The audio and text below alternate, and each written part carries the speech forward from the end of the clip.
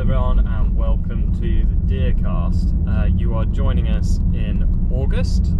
We are out after fallow crickets. We're driving down a track on an estate here in Buckinghamshire. We're heading down to a bit of, well, it was clear fell and it's been restocked now. So we've got a lot of trees in tubes down there that need protecting. So we're going to head up there, drop into a high seat and see what comes out in front of us. So wish us luck.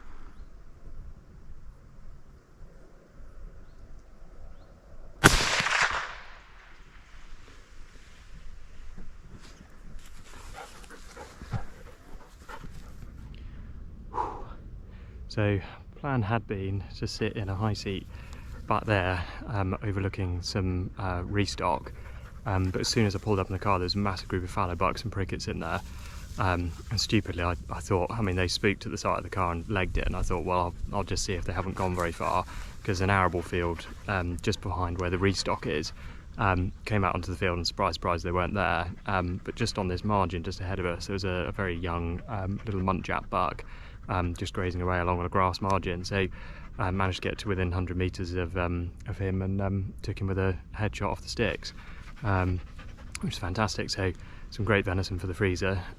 It's now only sort of 7:15, so might still go back and sit in the high seat and see what else pops out later on. So here's our muntjac buck. Yep, it's a nice little buck. I won't show you too much of his head. It's an absolutely pleasant sight. It's August, so still in velvet here. Nothing special as a buck, so quite an easy choice to take him actually. But he'll make some fantastic venison in really good nick as well. And the dog's very happy.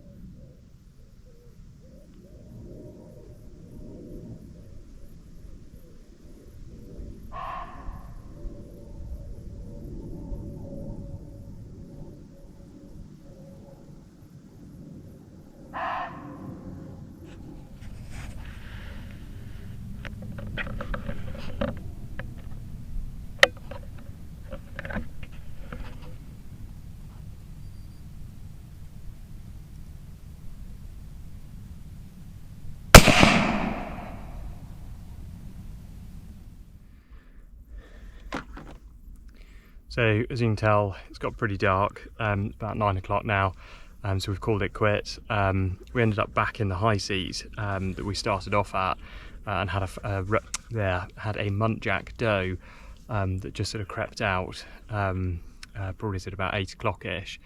Fallow haven't reappeared. I can see in one of the neighbouring fields through the thermal, I can see some fallow out there, a group of males, because I can see their antlers because they're still in velvet. It's a group of sort of predominantly very nice big mature bucks. So hello everyone and welcome back.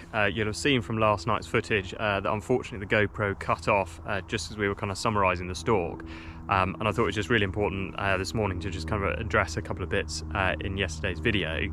The first one, probably most importantly, is the head shooting aspect of it. And I'm not normally a big sort of proponent of head shooting, but first muntjac we managed to get into was less than 100 metres off very kind of stable sticks. He was very kind of inquisitive as to what we might be. He could sort of see in some shadows something potentially moving, and he was dead still. So it was very front on as well. So you've got a kind of margin for error in terms of bullet drop or height. So sort of aiming for the middle of the face, that way you've got top of the head or neck if you're a little bit low. And the second one you'll see was from a high seat, so again a nice, really good sort of stable platform, again sub 100 meters. And probably important to say, we weren't using the Kiplau, we were using the Tikka rifle, so if anything does go wrong, you've got that really quick reload ability to just sling another one out there. So I think that's the first thing to address.